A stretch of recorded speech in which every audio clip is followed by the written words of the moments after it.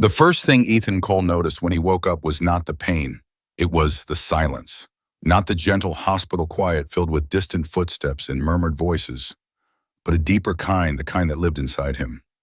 It was as if something essential had been removed while he slept, and his body had not yet figured out what it was supposed to be grieving.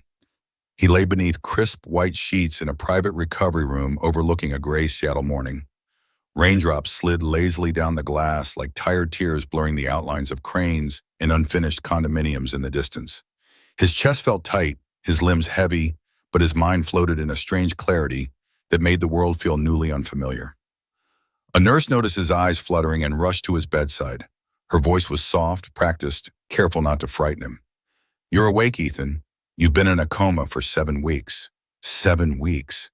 The words felt abstract like someone else's calendar. He tried to speak, but his throat burned, producing only a thin sound that barely resembled his voice. Later that day, Marissa arrived. She moved slowly as if afraid that any sudden motion might break him again. Her brown hair was pulled back in a low knot, her eyes rimmed with the faint redness of someone who had cried too often and slept too little. When she took his hand, her fingers trembled. "You scared me," she whispered. He wanted to tell her he was sorry. Sorry for the accident, for the waiting, for the fear. But the words tangled inside him, and he simply squeezed her hand back. Everyone said he was lucky. The doctors spoke of miraculous recoveries and strong neurological signs. Friends sent messages filled with digital hearts and grateful prayers. His parents flew in from Oregon, standing stiffly at the foot of his bed, relieved but unsure how to speak to the version of their son who had nearly disappeared. Yet every night after the visitors left and the hallway lights dimmed, Ethan stared at the ceiling and felt an unexplainable hollowness. He dreamed of a child's laughter echoing through empty rooms, of small shoes left by the door of a presence that faded the moment he tried to look directly at it. He assumed it was trauma. The doctor said emotional confusion was common after prolonged unconsciousness. Still, the dreams lingered, leaving him with a dull ache that had no name. 3 weeks later, when he was finally discharged, Marissa drove him home to their apartment overlooking the bay. The place looked exactly the same: the gray couch, the framed travel photos, the faint smell of lavender detergent, but it felt staged, like a set built to resemble a life he was no longer fully part of. He moved slowly through the rooms, touching familiar objects as if confirming they still existed. Marissa hovered, asking if he needed water, pain medication, another pillow. Her care was attentive, almost excessive, and yet something about it felt fragile, rehearsed. At night, she lay beside him, her back turned, scrolling through her phone until the glow faded and the screen went dark. He watched the steady rise and fall of her shoulders, wondering why the silence between them felt heavier than before. It was an administrative email that opened the door to the truth. A month after his return home, Ethan received a notification from their shared insurance provider regarding outstanding maternity-related billing corrections. Confused, he assumed it was a system error, a mix-up with another client perhaps. They had never had children. They had only talked about it half seriously in late-night conversations and during weekend walks by the water.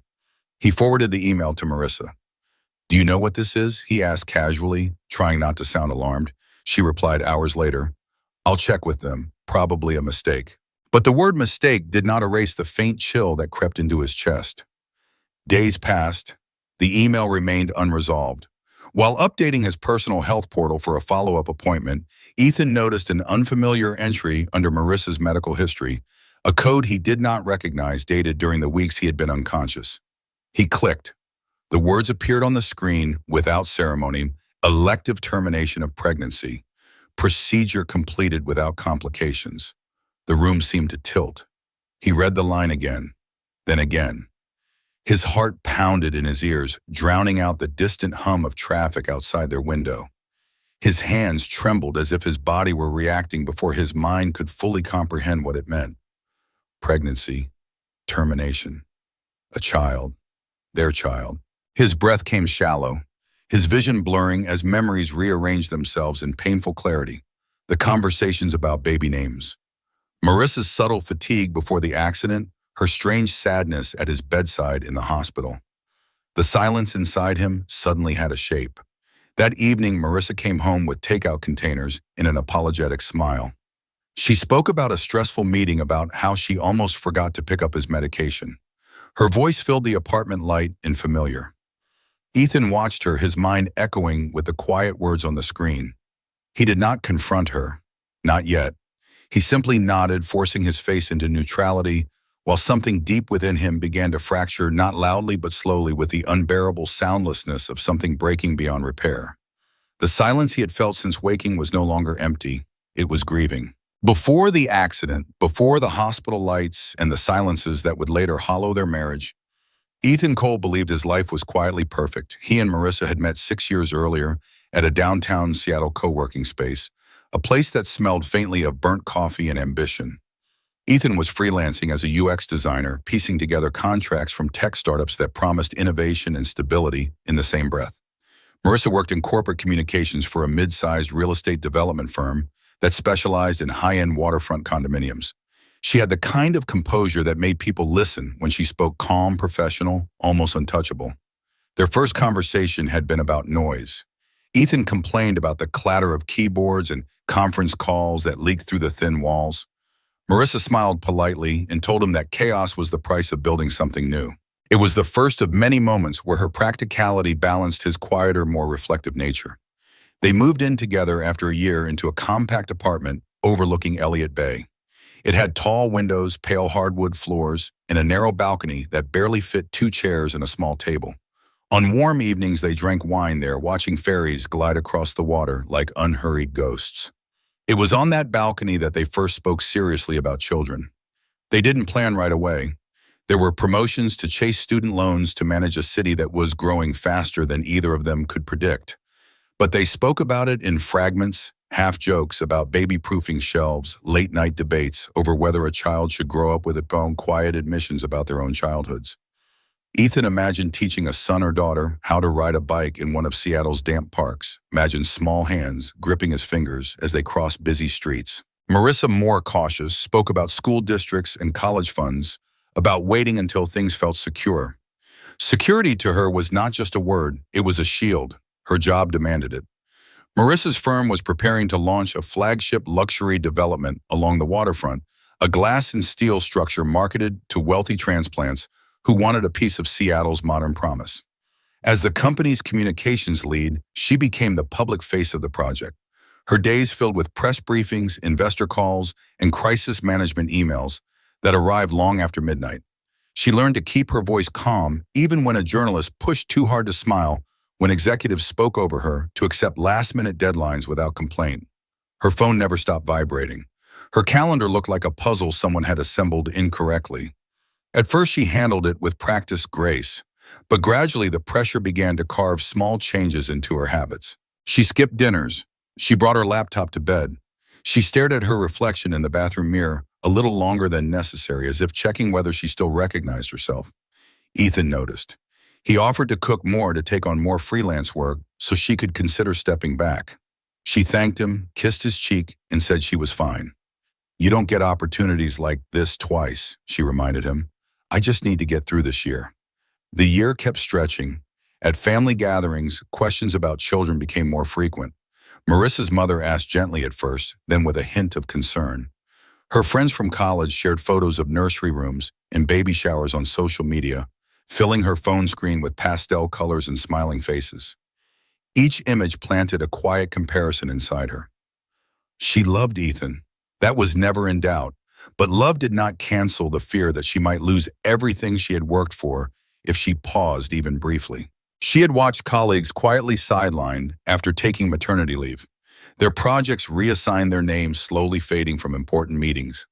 She told herself she was not afraid of motherhood. She was afraid of invisibility. Ethan, unaware of the depth of her anxiety, continued planning gently, tentatively. He bookmarked articles about daycare options, suggested opening a joint savings account for the future.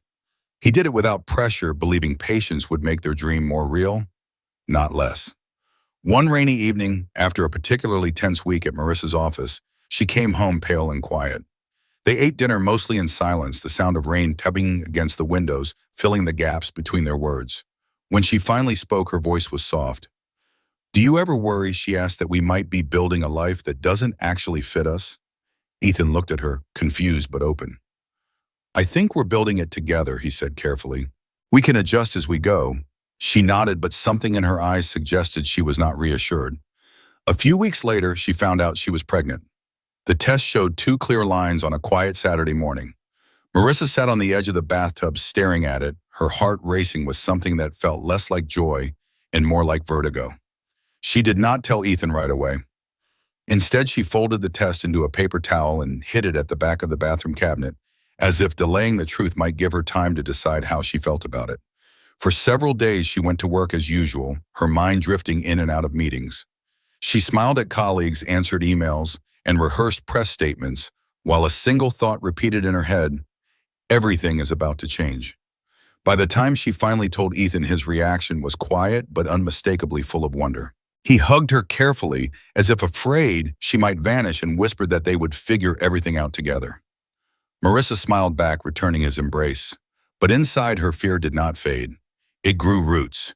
She began to measure every future scenario: the cost of childcare, the risk of losing her position, the judgment of executives who valued availability over empathy. She read articles late at night about women who struggled to return to their careers after giving birth, about offices that smiled publicly while closing doors privately. She did not tell Ethan how deeply she was calculating her life. She told herself she still had time. She did not know how quickly that time would disappear. The hospital room smelled faintly of disinfectant and wilted flowers. Marissa learned to recognize that smell long before she learned how to breathe through it. Ethan had been in a coma for 12 days when her phone vibrated in her pocket with a notification from the clinic. She had slipped into the hallway to answer it, pressing her back against a pale blue wall beneath a sign that reminded visitors to silence their devices. "Your blood test results are ready," the nurse said gently. "You are pregnant." For a moment, Marissa could not respond. The words settled in her chest like something heavy and unfinished. She thanked the nurse, hung up, and stared at the corridor stretching out in both directions, a tunnel of identical doors hiding strangers' grief and hope. She felt suspended between two versions of her life, the one that existed before the accident and another that had not yet taken shape, but already demanded everything from her.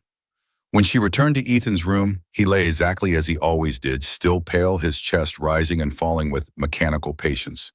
Machines whispered and beeped around him, narrating his survival in impersonal rhythms. She sat beside him and took his hand, feeling the warmth that remained, and whispered that she had something to tell him. His fingers did not move. The days that followed were a slow accumulation of quiet decisions she did not yet realize she was making.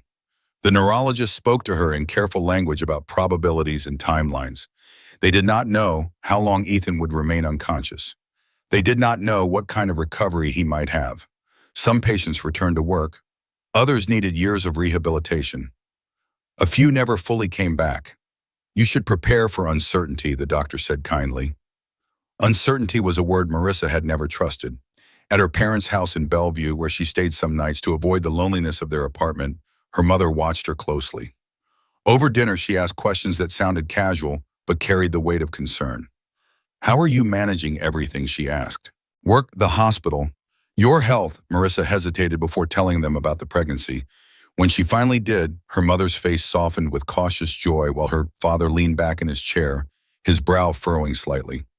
"This is a complicated time," her father said carefully. "You need to think about what kind of life you can realistically provide, especially if Ethan needs long-term care." Her mother squeezed her hand, her voice gentle. "We'll support you whatever you decide, but you shouldn't make things harder for yourself than they already are." The phrase, "whatever you decide," echoed in Marissa's mind long after she left their house. At work, her absence became noticeable. She answered emails from hospital waiting rooms and conference calls from her car. Her supervisor sent her a message requesting a meeting. When she walked into the glass-walled conference room, the skyline reflected faintly on the polished table, making her feel exposed and transparent. "We're concerned about your availability," her supervisor said, choosing her words with corporate precision. "The waterfront project is entering a critical phase. Investors are watching closely." Marissa nodded, explaining Ethan's condition, her voice controlled. "We understand," he said. "Family emergencies are difficult, but this role requires consistency. If your situation becomes prolonged, we may need to reconsider some responsibilities." Reconsider, another word that carried consequences. She left the meeting with a polite smile, her stomach tight with unspoken fear. At night, lying in the apartment, she barely recognized without Ethan's quiet presence. Marissa placed a hand over her still flat stomach and tried to imagine a future that included a child and an uncertain husband. The images tangled painfully: hospital bills, missed promotions, long nights alone, whispered conversations behind office doors. She did not see joy, she saw risk. At her first prenatal appointment, the doctor spoke of routine tests and nutritional plans. Then in a softer tone, she mentioned Marissa's elevated stress levels and the emotional toll of caregiving. "You should consider all your options," the doctor said gently. "This is a lot to handle on your own.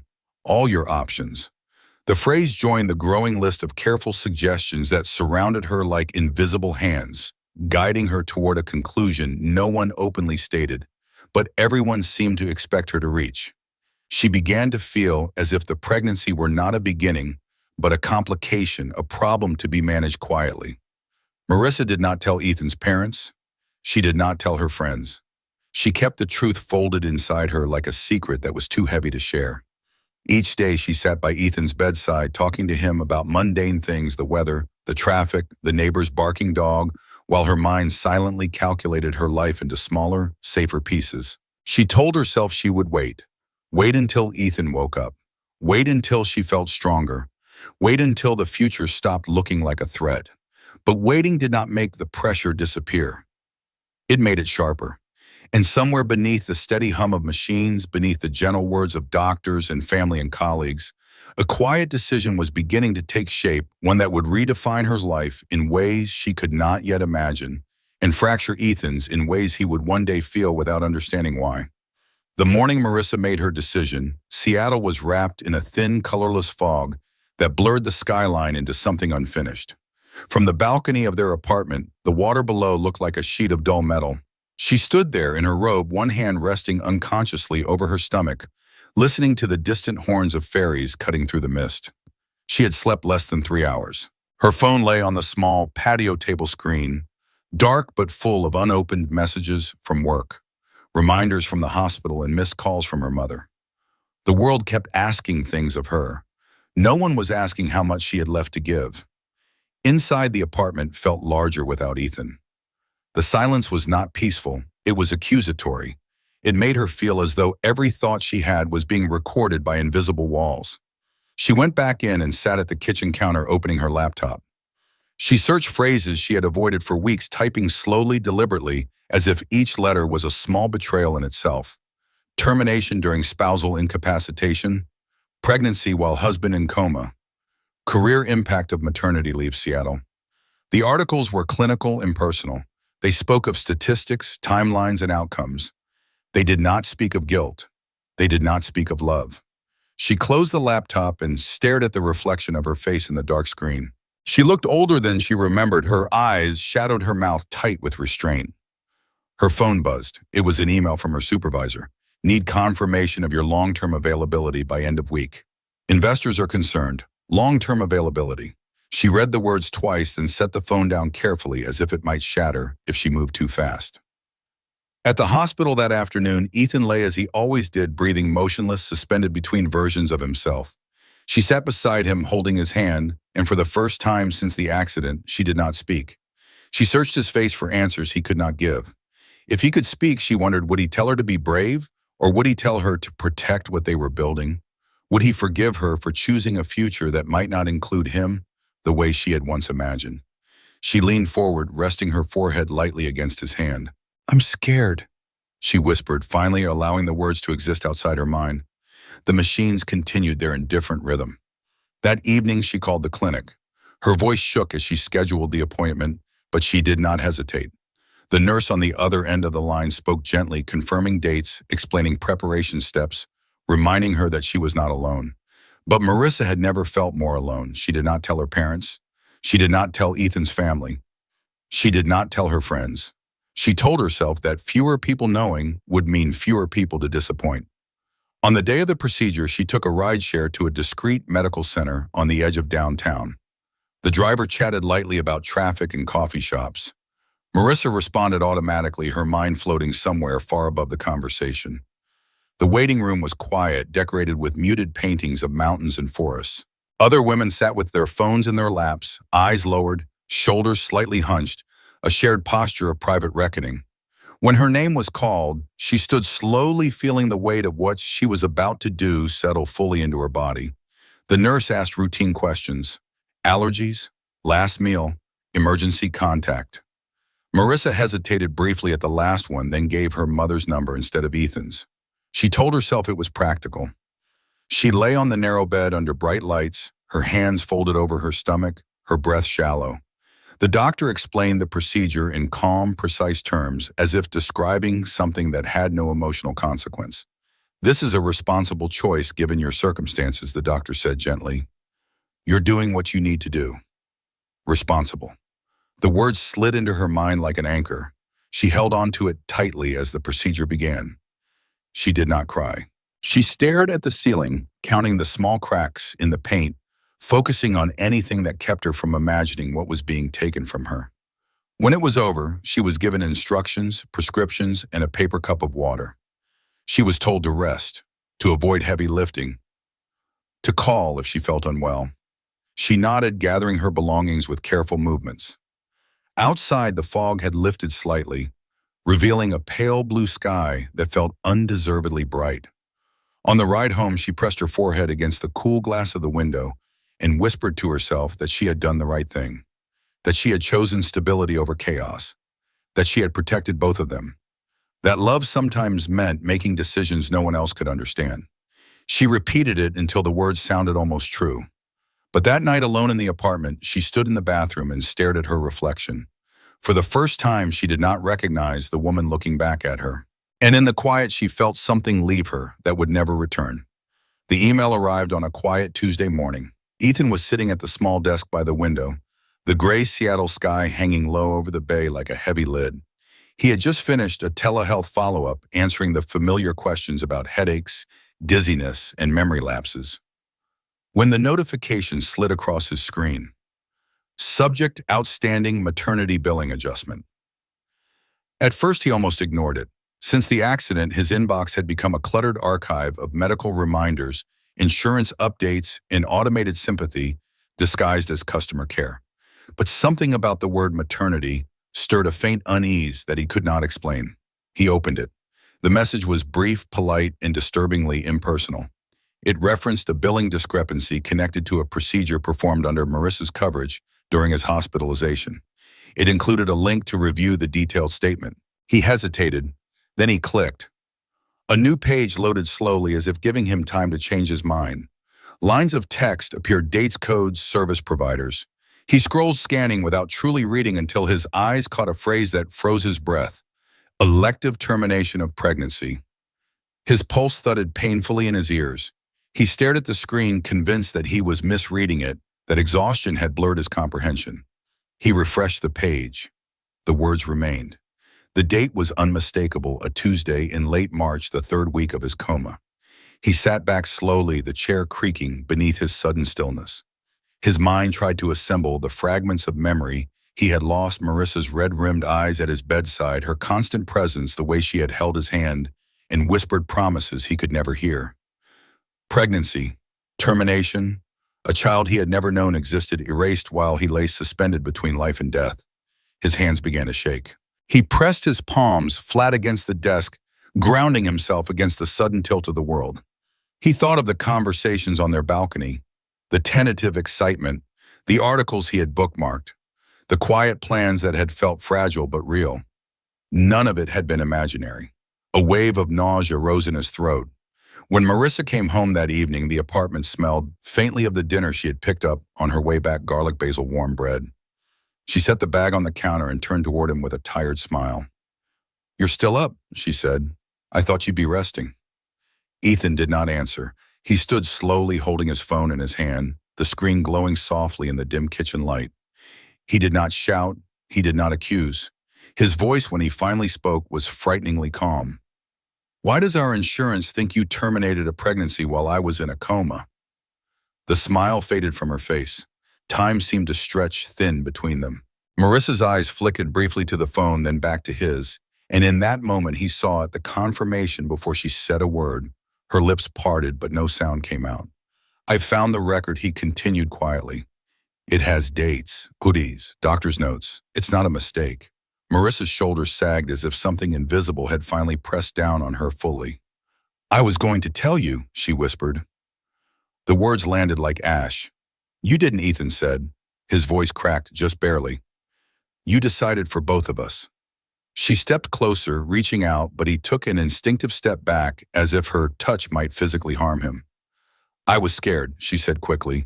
You were unconscious. They didn't know if you'd wake up, my job. Everything. Everything, his eyes burned. Did you mean our child? Tears welled in her eyes.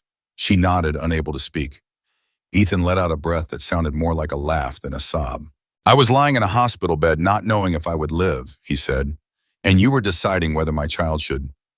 Silence filled the apartment, heavy and suffocating.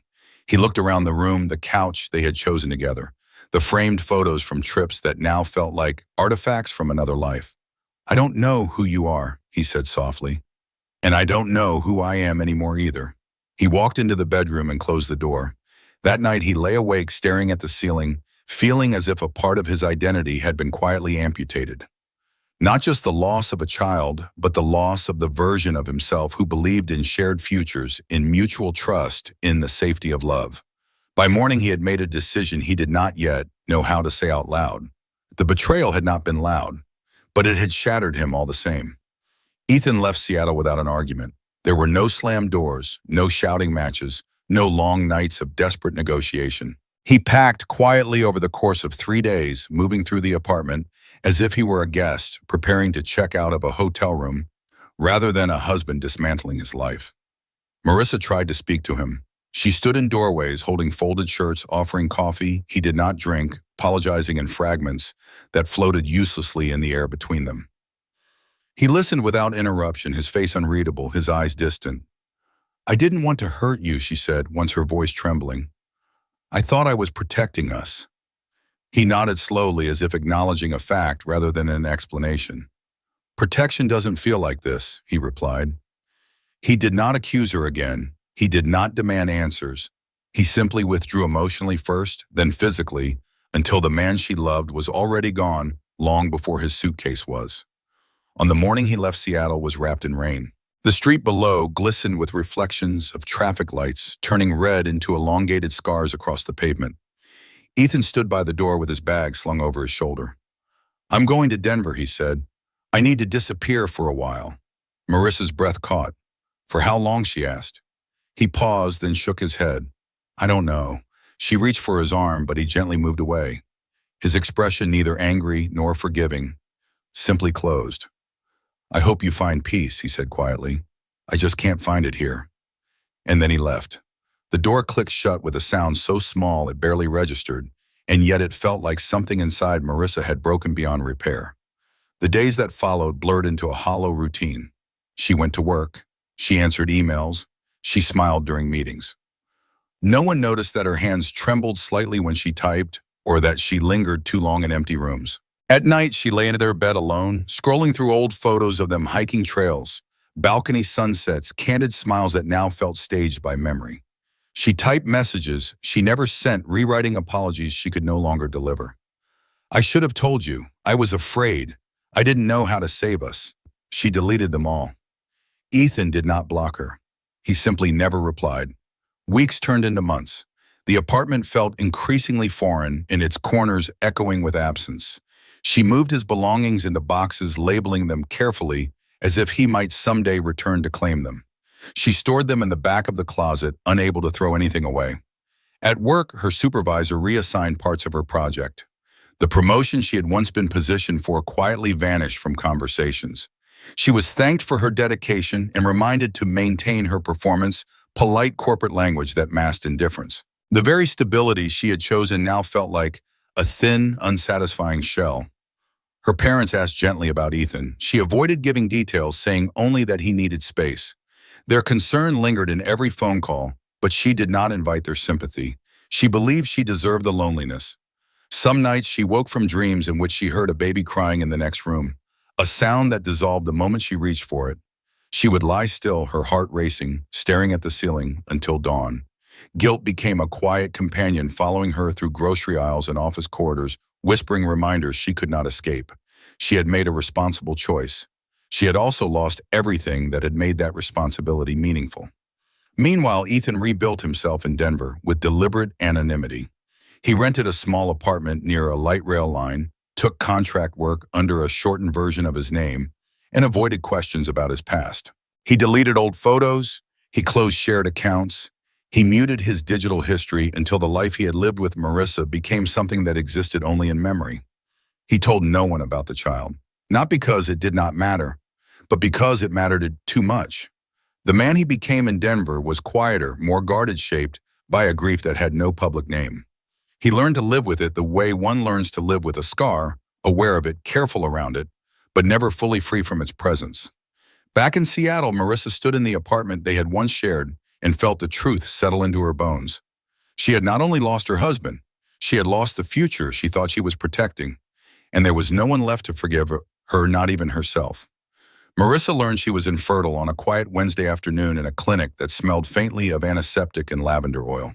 The doctor spoke gently, carefully, choosing words that were meant to soften the permanence of what he was saying. Complications from a past surgical procedure, compounded by untreated scarring, had left her uterus unable to sustain a pregnancy. It's unlikely you'll conceive naturally, he said, and even assisted options would be extremely limited. Marissa nodded politely, thanked him, and walked out into the sunlight as if she had just been told about a minor inconvenience. Only later, sitting alone in her car, did the weight of it collapse inward. She gripped the steering wheel and stared through the windshield, watching pedestrians cross the street in pairs and families move in loose clusters. A young couple passed by with a stroller, the baby's face hidden beneath a pale blanket. Her throat tightened. The life she had postponed was now unreachable. That evening, she opened an old folder on her laptop. Archived emails, forgotten photos, shared documents that had survived years of digital purging. She scrolled until she found Ethan's last Denver address buried in a utility bill. They had once split. She stared at it for a long time. The next morning, she booked a flight. Denver had changed since Ethan arrived there, but the city still carried a certain quiet sprawl that suited him. He lived in a narrow brick building near a park where joggers traced looping paths through thin trees and children fed pigeons in the afternoons. Marissa stood across the street from his building, her coat pulled tight around her, her heart beating painfully fast. She had rehearsed what she would say.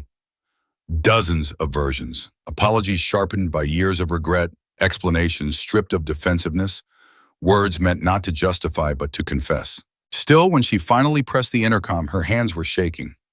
A pause, then his voice came through, deeper than she remembered, but unmistakably his. Yes, it's Marissa, she said softly. I'm here. Another pause, longer this time. I don't know if you want to see me, she added quickly, but I need to talk to you, please. The door buzzed. He did not greet her in the hallway. She climbed the narrow stairs alone, each step echoing in her ears. When he finally opened the door, she saw the changes that time had carved into him, the faint lines near his eyes, the way he held his shoulders, as if protecting something fragile inside. Come in, he said quietly. His apartment was simple and sparse, neutral furniture, no photos on the walls, no traces of the life he had once shared with her. They stood facing each other, separated by a few feet that felt like miles. I found out I can't have children, she said, the words spilling out before her courage could fade. It's permanent. He did not react immediately. His expression remained calm, but something dark flickered behind his eyes. I'm sorry, he said, though his voice carried no comfort, only acknowledgement. She swallowed hard. I came because I need to tell you what I never said properly, she continued. I was afraid of losing my job, of losing myself, of becoming invisible. I convinced myself that I was being responsible, but I was wrong. Her voice trembled. I took something from you that wasn't mine to decide alone. Ethan looked away, his jaw tightening. I didn't come to ask for forgiveness, she said quickly. I know I don't deserve that. I can't carry this anymore. I need you to know that I see what I did and that I'm sorry. Silence filled the small apartment, thick and unyielding. I spent years rebuilding myself, he finally said. Not because I wanted to forget, but because remembering was destroying me. She nodded, tears gathering in her eyes. I think about the child sometimes, she whispered, about who they might have been. So do I, he said, but I never got to meet them. I never even got to choose. The words were not shouted. They were worse than that. They were steady, unmovable. She stepped closer, stopping just short of touching him. I don't expect anything from you, she said. I just needed you to hear this, to know that what I did was wrong. He met her eyes again, searching her face as if trying to reconcile it with the woman who had once shared his life. I hear you, he said. It was not forgiveness, but it was not dismissal either. She exhaled shakily, the weight in her chest shifting slightly, not gone, but altered. I won't contact you again, she promised. I just needed to say it out loud. He nodded once. Take care of yourself, Marissa. She turned and walked out, closing the door softly behind her. And for the first time in years, she cried not for what she had lost, but for what she could never give back. The second time they met was not planned.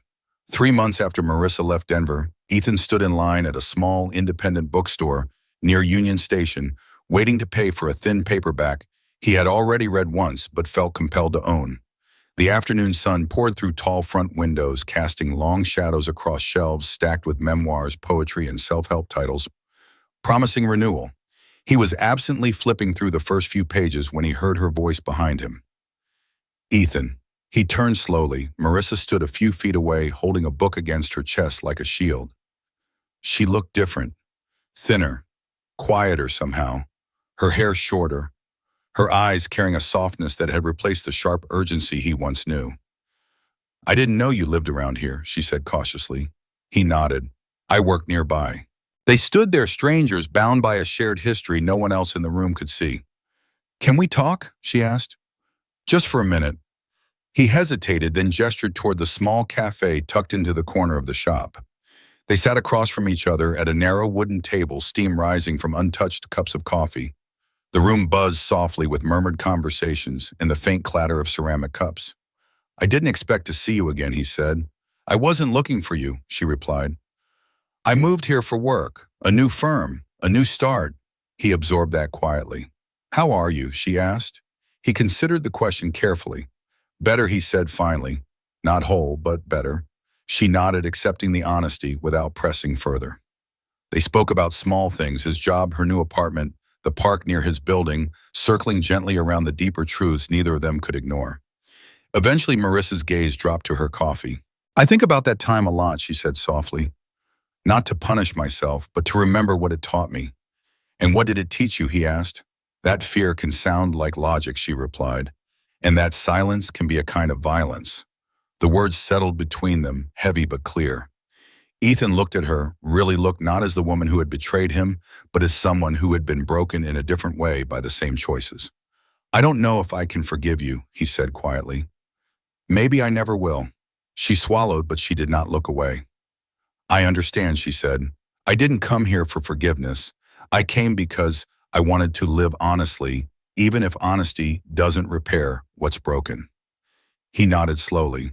But I don't want it to carry this anger forever, he continued. Not because you deserve peace, but because I do. Her eyes filled with quiet tears. They sat in silence for a long moment, the sounds of the bookstore flowing gently around them, pages turning, chairs moving, life continuing. Finally, Ethan stood. I think this is where we let each other go, he said. She stood as well, clutching her book tightly. I'm glad you're alive, she said, and I'm sorry for everything I didn't protect. He met her eyes one last time. So am I, he replied. They did not hug. They did not exchange numbers. They simply nodded, two people acknowledging a shared truth that could not be rewritten, but no longer needed to define every breath they took. Marissa walked toward the door, sunlight catching briefly in her hair before she disappeared into the street. Ethan remained where he was, breathing slowly, feeling something unfamiliar but welcome settle quietly inside him. Not forgiveness, but space. Space to move forward, space to live. And for the first time in years, that felt like enough.